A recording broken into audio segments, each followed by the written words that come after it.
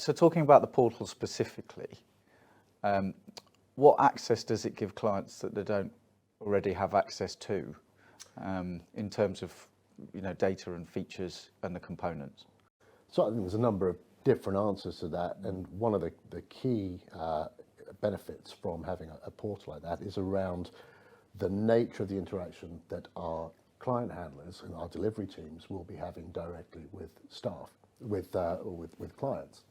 It's not to say that they won't be having interactions, because the portal will be handling seamlessly the ingestion of data. Now that will be happening, and that is a benefit, but it does free up our people somewhat to spend more time considering in more detail the needs of the client, addressing them on more value add areas. So that's certainly one benefit that we see coming from this.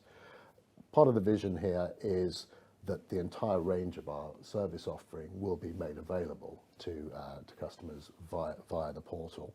But also we see this as developing into a broader platform, giving clients the ability to access other service providers with ancillary products that are complementary to what we're delivering and relevant to their needs. So kind of like a marketplace.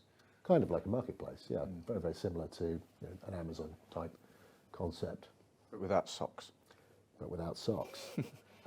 There's another angle to this as well, but with all the tech development that's happening at the back end and all the different types of data being ingested and the new techniques and ability to put those pieces of information together in interesting ways, I think there's real potential here for driving some value out of all that anonymized data and providing products to clients which will enable them to do some benchmarking, to consider their position versus peers, and so on. So that that would be accessed through the portal, but driven by the underlying technology that we've been developing together over the last 6 to 9 months. I think for them to be able to see where they sit in the marketplace is crucial. And you're right, you're going to be collecting all of this data.